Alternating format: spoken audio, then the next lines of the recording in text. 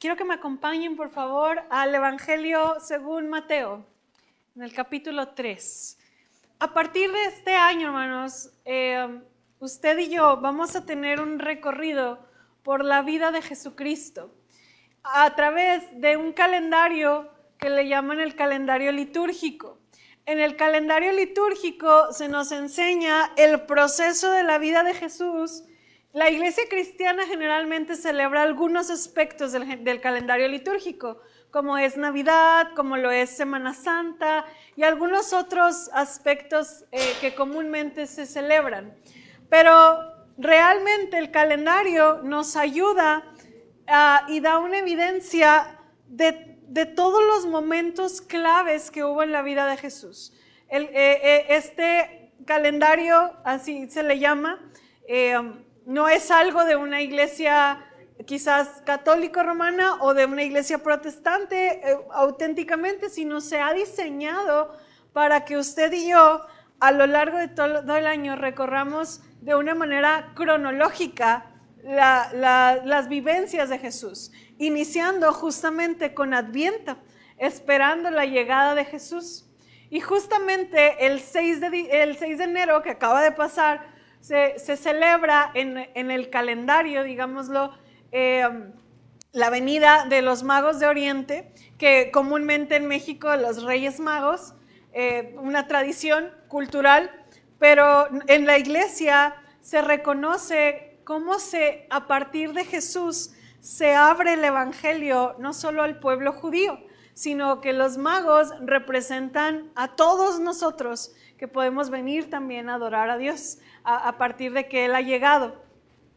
Y vamos a ir así viendo las enseñanzas de Jesús, las palabras de Jesús y aspectos clave de Jesús para que nos lleve camino al Calvario, del Calvario a la resurrección, de la resurrección al Pentecostés, y vamos en este año a ver este proceso que Dios tiene para nosotros a través de la vida de Jesús.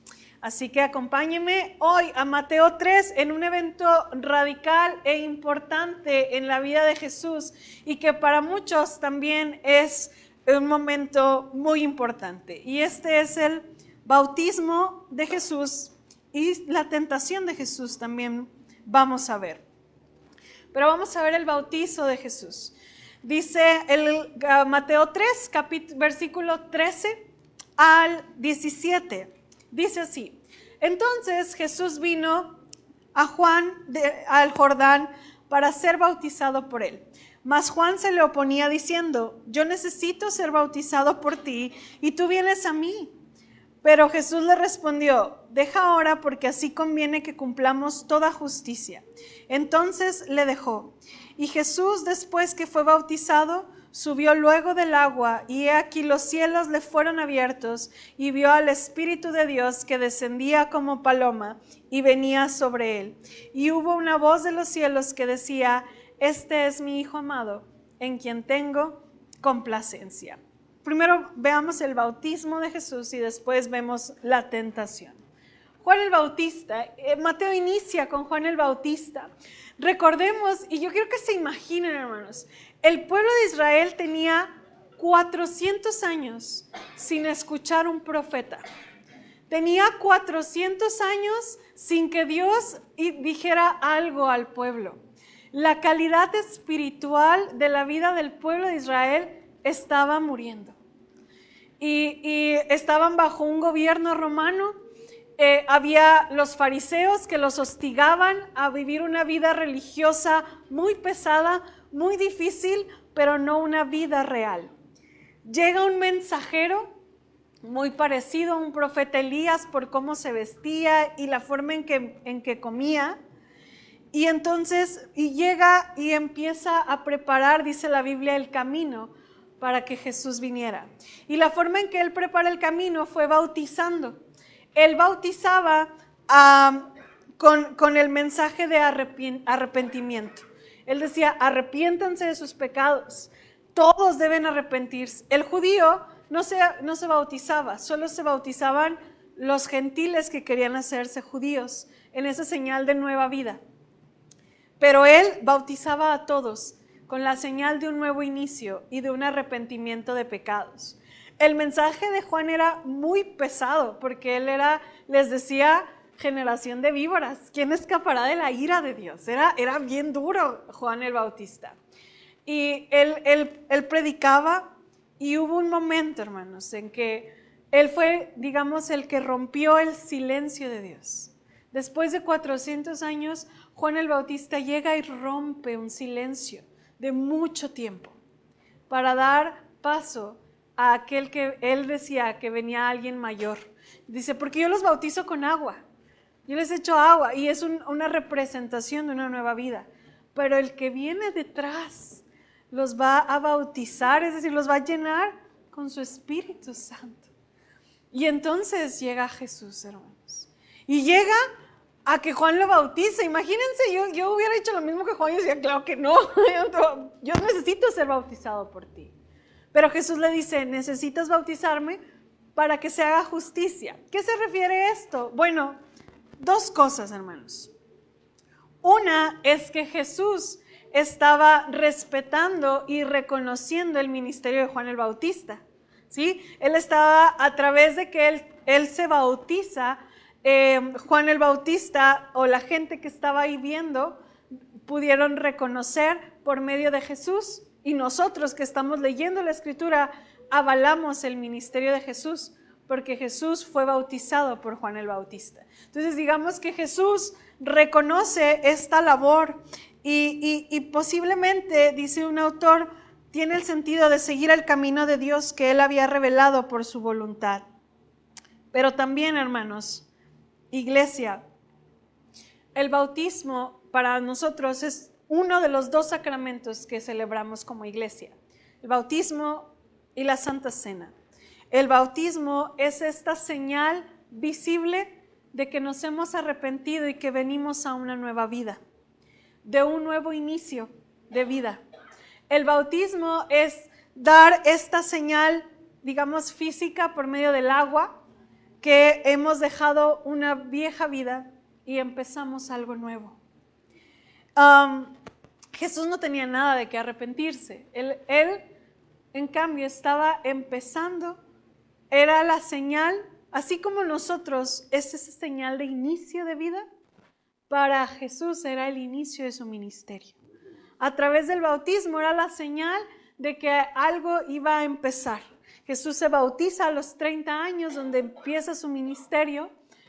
Y este es a partir de este momento, por eso es tan trascendente el bautismo, porque es la señal visible de que Jesús ahora iba a empezar a dar evidencia de quién era Él.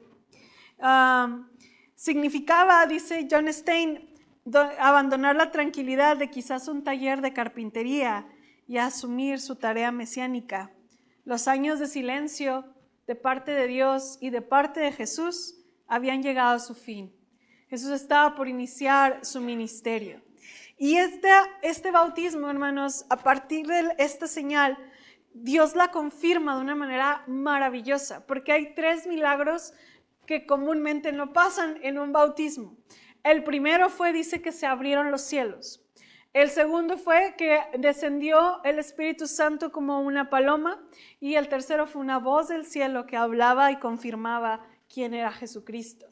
Y dice la Biblia que cuando se abrieron los cielos, hay muchas teorías, pero básicamente es esa conexión que Jesús tenía con el Padre y ese acceso que Jesús tenía con el Padre. Y que ahora, a través de la obra de Cristo, tú y yo tenemos con el Padre. Y que ahora los cielos son abiertos para ti y para mí, en el sentido de podemos estar cerca de Él, gracias a Jesús. Y después dice que descendió el Espíritu Santo a Él en forma de una paloma, quizás física, quizás como una paloma, no es muy literal, pero el punto de esto, hermanos, es la unción que tenía Jesús, el poder que a través de su Espíritu Santo le dio a Jesús para efectuar su ministerio. Y otra vez, ahora tú y yo, a través de la obra de Jesús en la cruz, tú y yo también podemos ser llenos del Espíritu Santo y ser ungidos para cumplir la tarea. Ese regalo que Jesús tuvo en ese momento, tú y yo también podemos ser llenos del Espíritu para hacer y hacer lo que no esté en nosotros, pero lo que Dios puede hacer a través de nosotros. La segunda señal fue ese milagro, porque antes el Espíritu Santo solo se derramaba en personas especiales. Si tú lo lees, dice que el Espíritu Santo estaba sobre Sansón, estaba sobre Saúl y luego que se fue de Saúl. Eso a mí no puedo con eso de imaginarlo. Sobre David, sobre los profetas, sobre algunos estaba el Espíritu. Pero ahora la promesa es que el Espíritu Santo es para todos. Y después de eso, se escucha una voz. La gran importancia que Jesús tenía en esta unción inauguraba un periodo de nueva vida y confirma un pasaje de Isaías donde dice: el Espíritu del Señor está sobre mí y me ha ungido para anunciar el evangelio a los pobres. Me ha enviado para proclamar la libertad a los cautivos y la recuperación de la vista a los ciegos, para poner libertad a los oprimidos, para proclamar el año favorable del Señor. En ese momento se estaba cumpliendo esa promesa. El Espíritu Santo había descendido sobre Jesucristo para proclamar libertad, para dar vista a los ciegos, no solo física, sino la nuestra. También aquellos que antes vivíamos en oscuridad y ahora en luz, para proclamar libertad al oprimido, para ver por el pobre. Después de eso, se escucha una voz diciendo: este es mi Hijo amado, en quien tengo complacencia, en quien me gozo, en quien me deleito. Dios Padre estaba confirmando la obra de Jesús. Fue un evento, yo no sé cómo los que estaban ahí de testigos que vieron o cómo lo vivieron, pero también son promesas que vienen tanto en Salmos como en Isaías, estas palabras. Y Dios estaba diciendo: mi escogido, mi Hijo, complace mi alma. Sobre él he puesto mi espíritu y él traerá justicia a las naciones. Y esta descripción Dios la hace en el momento del bautizo de Jesús. Por tanto, Jesús inicia su ministerio con un evento trinitario, hermanos. La Trinidad es algo que no puedo explicar científicamente, hablando 3 en 1. Dios es una persona manifestada en 3. No puedo decírtelo con matemáticas, pero este evento físicamente da una evidencia de la Trinidad. Hay un Padre hablando, hay un Hijo bautizándose, iniciando el ministerio, y hay una unción del Espíritu Santo. Ahí hay una manifestación visible de las 3 acciones de la Trinidad en la cual usted y yo creemos. Y eso, hermanos, es el inicio del ministerio de Jesús. Ese es el inicio que nosotros podemos confirmar y afirmar, y es lo que Dios nos ha regalado ahora a nosotros. Ahora tú y yo podemos tener una nueva vida y podemos dar evidencia a través de un bautizo. Quienes no han sido bautizados, los invitamos, pregúntenme y yo les digo qué se tiene que hacer. Quienes a través de un bautizo, y también podemos ser llenos de su Espíritu Santo. Aleluya, sí. Y también podemos ser agradables a Dios por medio de su Hijo Jesucristo. Y todo eso ahora tú y yo lo podemos experimentar. Una historia unida al bautizo, hermanos, es la tentación de Jesús. Porque el inicio del ministerio de Jesús inicia con una tentación, con una confrontación con el enemigo. Hoy en Escuela Dominical estábamos hablando de cómo estamos buscando hacer lo bueno, estamos buscando agradar, estamos alimentando al Espíritu, pero hay algo que se opone a ello, que es nuestra carne, y es el pecado. Y justamente Jesús da una evidencia de cómo inicia el ministerio, y hay algo hermoso, y de pronto llega una gran tentación a su vida. Y Jesús habla del tentador. Acompáñame a Mateo 4. Lo voy a leer todo. bueno, del 1 al 11 y después lo voy platicando. Dice, entonces Jesús fue llevado por el Espíritu al desierto para ser tentado por el diablo. Y después de haber ayunado 40 días y 40 noches, tuvo hambre. Y vino a él el tentador y le dijo, si eres hijo de Dios, di que estas piedras se conviertan en pan. Él respondió y dijo, escrito está, no solo de pan vivirá el hombre, sino de toda palabra que sale de la boca de Dios. Entonces el diablo le llevó a la santa ciudad y le puso sobre el pináculo del templo y le dijo, si eres hijo de Dios, échate abajo porque escrito está, a sus ángeles mandará acerca de ti y en sus manos te sostendrán para que no tropieces con tu pie en piedra. Jesús le dijo, escrito está también, no tentarás al Señor tu Dios. Otra vez le llevó el diablo a un monte muy alto y le mostró todos los reinos del mundo y la gloria de ellos y le dijo, todo esto te daré si postrado me adorares. Entonces Jesús le dijo, vete Satanás, porque escrito está, al Señor tu Dios adorarás y a Él solo servirás. El diablo entonces le dejó y aquí vinieron ángeles y le servían. Hermanos, básicamente podemos ver tres momentos. Uno en el desierto, uno en el pináculo del templo y otro así como en una gran montaña donde Satanás y Jesús tienen un diálogo. Y la forma en que él hace que Jesús o que viene a tentar a Jesús es en tres. La primera es, si eres hijo de Dios, di a esta piedra que se convierta en pan. Hermanos, 40 días sin comer. Jesús tenía hambre y de la buena, hermanos. O sea, yo nunca he pasado un día quizás sin comer y que hambre, ¿no? Jesús tenía 40 días sin comer. Y alguien llega y dice, pues tú tienes todo el poder, ¿no? Te acaban de decir que eres hija de Dios, hazlo. Si tienes la capacidad, ¿por qué no lo haces? Sabes, la tentación no era tanto, hermanos, la comida.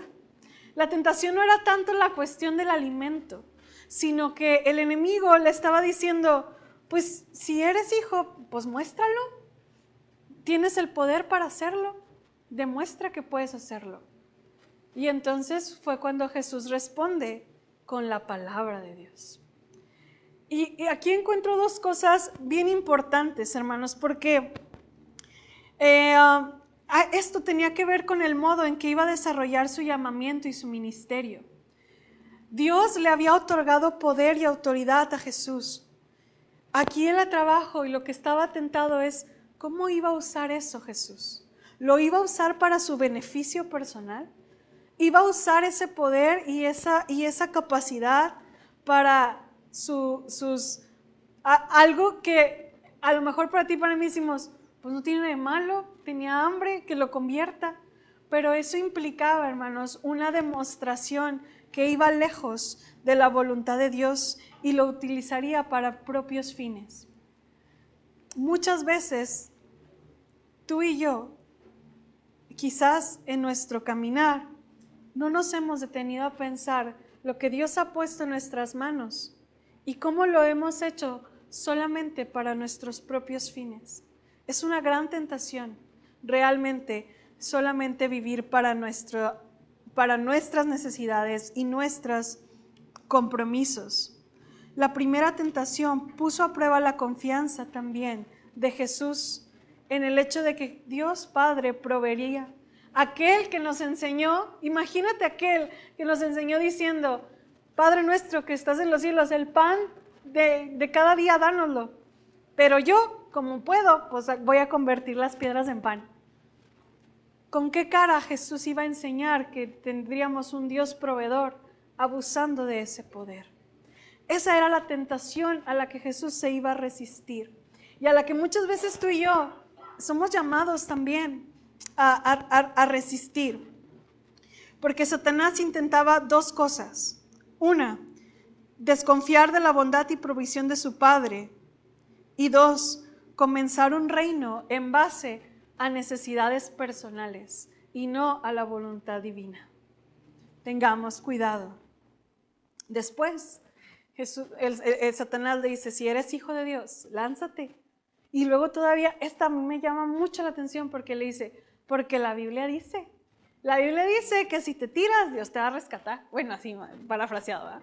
Pero ahí dice, ¿no? Y a veces, ¿cómo nosotros también hacemos eso? El enemigo le dijo, la Biblia dice que si tú, a sus ángeles, él va a mandar a sus ángeles, hazlo. Y entonces, hermanos, hay una línea tan delgada entre retar a Dios y confiar en Él. Hay una línea bien delgada entre venir a Dios a exigirle y decir, Señor, estoy en tu voluntad. Hay una línea de pronto que parece invisible entre exigirle a Dios porque soy tu hijo y tú me prometiste y porque tu Biblia dice, y de pronto el declarar y reclamar y decretar nos hace sentir con un derecho que no tenemos realmente. Hermanos, tengamos cuidado en considerar que Dios está a merced de nosotros.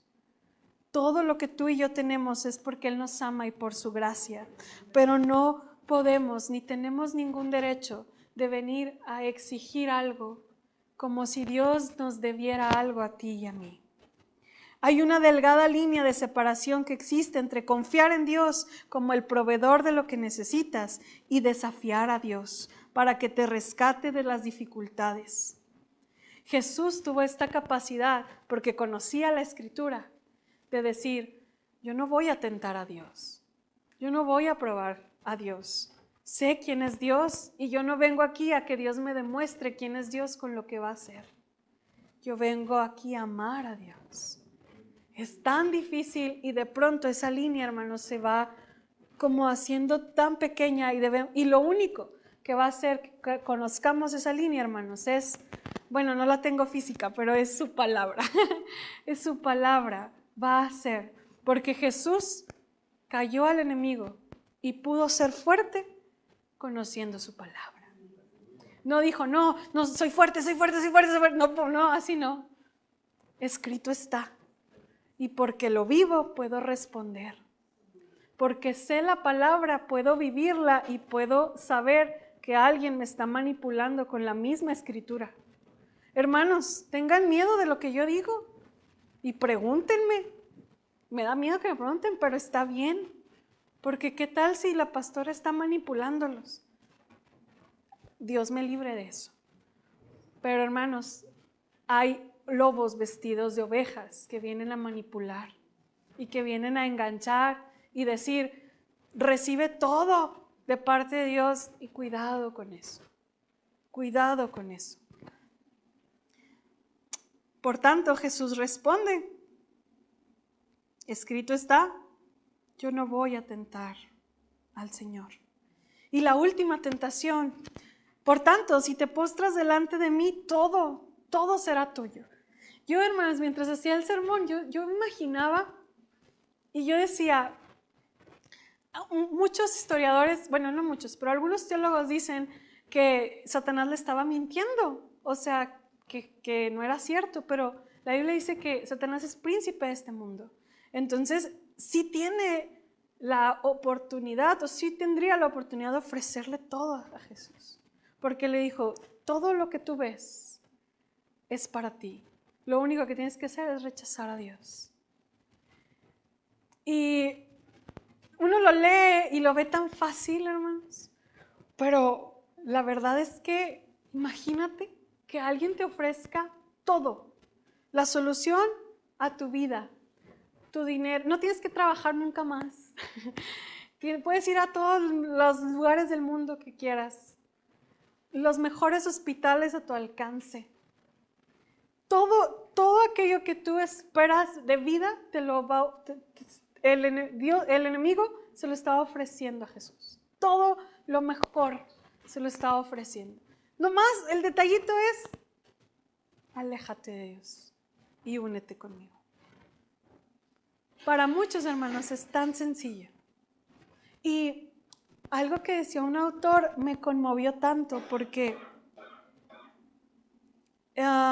Jesús es llevado a un monte y de pronto dice un autor, Jesús no cuestiona la capacidad de Satanás para la oferta, pero además quizás Jesús hubiera podido arreglar la situación política. Jesús hubiera podido ayudar a los pobres. Jesús hubiera podido solucionar muchas cosas que estaban mal en el mundo si hubiera aceptado eso. Pero Jesús sabía que el verdadero problema estaba en el corazón y era el pecado del mundo. Había algo más que no solamente a obtener todo iba a solucionarlo. Jesús sabía que el precio que debía pagar era una copa que debía beber y era la ira de Dios o el pecado del mundo que él tenía que pagar. Hubiera sido tan sencillo quizás para él decir, sí es cierto, pues si yo soy dueño del mundo, pues arreglo las cosas así. Pero dice la Biblia que el problema estaba más profundo y tenía que pagar él aún más allá. Y entonces, porque el mismo Jesús dijo, que ¿de qué le sirve al mundo? ¿De qué le sirve a un hombre ganar el mundo entero y perder su alma? Jesús entendió que su misión era salvar al pueblo de sus pecados.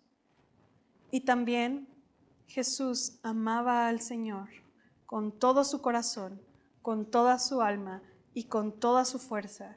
Y retumbaba en su cabeza seguramente, al Señor tu Dios adorarás y a Él solo servirás. Y con esa capacidad de amor y de certeza de quién era Él y cuál era su identidad y su propósito, pudo decirle a la tercera, vete, Satanás. Vete porque solo a Dios adoraré. ¿Sabes? Además de estas tentaciones que yo veo en Jesús, algo que el enemigo constantemente cuestiona en Jesús es la cuestión de su identidad. Satanás lo está retando y diciéndole, si eres hijo de Dios, a ver, demuéstrame que eres hijo de Dios. Hazlo. Demuestra que eres lo que dices ser, ¿no? Y haz los milagros. Y entonces Jesús vuelve a la Biblia y nos dice, escrito está. No vengo a decir o a callar bocas con lo que puedo hacer, sino en lo que ya está dicho. Amada iglesia, quiero invitarte antes de concluir, no busquemos, no estamos aquí para manipular o para condicionar a Dios diciendo, si eres Dios, ayúdame. Venimos aquí a confiar y a poner nuestra vida en sus manos. Sé y entiendo que muchas veces nuestra fe necesita creer y de pronto queremos alguna señal o algo. No es malo en sí mismo, pero que tu fe y tu crecimiento no dependa de condiciones para Dios. Que tu vida cristiana no empiece diciendo, Señor, si haces esto, voy a confiar en ti. O si pasa esto, cuidado con ello. La única manera de que tu fe sea firme y creciente es a través de la Biblia, no de condiciones o retos que tú puedas poner constantemente entre Dios y tú. No es una forma sana de crecer ni de madurar. Cierro con esto. Tú y yo, iglesia, tenemos el privilegio hoy. A Jesús ese día se le identifica como el Hijo de Dios a través del bautismo. Se escucha la voz del cielo diciendo, este es mi Hijo amado. Hoy tú y yo podemos escuchar esa misma voz diciendo, hijos amados. Porque la Biblia dice que aquel que ha creído en Él le dio la potestad de ser llamados hijos. Somos hijos, hermanos. Somos hijos de Dios. Yo no sé, en esta semana platicaba con una chica y le decía, a veces es difícil para aquellos que no han tenido una figura de padre entender que somos hijos. Pero disfruta que eres hijo, que eres amado, que delante de Dios somos alguien, que tenemos a alguien que nos cuida y está al pendiente y se enorgullece como un padre a su hijo. Somos hijos de Dios. Por lo tanto, sigue los pasos de aquel que hoy podemos llamar hermano, como dice ese himno. Es rey y me ve cual hermano. Aquel que podemos llamar hermano incluso llamado Jesucristo. Sigue sus pasos de obediencia, sigue sus pasos de conocimiento de la Escritura, sigue sus pasos de firmeza ante aquellas cosas que se ven tentadoras, sigue sus pasos en humildad y en el profundo amor a su Padre Celestial, de tal manera que pudo resistir a la tentación más grande de su vida. Sigue los pasos de Jesús, porque el Espíritu Santo que estaba sobre él, hoy está en nosotros, para ayudarnos a tomar las mejores decisiones, para ayudarnos a ser sabios, a vivir en humildad, a amar a nuestro Padre. Y dice la Biblia que tú y yo tenemos al Espíritu que grita adentro de nosotros que somos hijos. Eres hijo. No te olvides que perteneces a una familia. No te olvides que eres amado. No te olvides que no estás solo. No te olvides que esto va a pasar. No te olvides, yo te ayudo. Somos hijos. Somos hijos. Y podemos resistir aquello que venga a nuestra vida con el Espíritu de Dios y con la Escritura, hermanos. Permítanme hacer una pequeña oración y terminamos con un himno de afirmación. Ahí en su lugar, cierre sus ojos. Señor, gracias por siempre dar los primeros pasos, Señor. Gracias porque cuando nos dices sígueme, tú pusiste el camino, Señor. Gracias porque sabemos por dónde ir. Gracias por ayudarnos, Señor, y enseñarnos a que tú primero fuiste el que te bautizaste por obediencia, por ejemplo, y por dar inicio efectivo y público del ministerio más trascendente de toda la historia, de Jesucristo. Gracias. Jesús, gracias porque también podemos experimentar hoy la voz del Padre diciendo que podemos ser agradables a ti a través de Jesús. Podemos experimentar la unción de tu Espíritu Santo ayudándonos a vivir en obediencia. Y podemos experimentar el poder de tu Espíritu para soportar aquellas tentaciones, Señor, que nos quieren llevar, Señor, a hacer lo que no somos, Señor, a obtener las cosas que no somos llamados, Señor, o a querer manipular, Dios, la fe de tal manera que queremos, Señor, chantajear. Perdónanos, Señor, si hemos perdido esa línea delgada entre la fe y el reto de ti, Señor. Perdónanos, Señor. Perdónanos y enséñanos a ser siervos humildes, amorosos, que te aman profundamente. Estamos aquí porque queremos conocerte mejor y porque queremos, Señor, llegar a la altura de Jesús para un día poder decir, escrito está.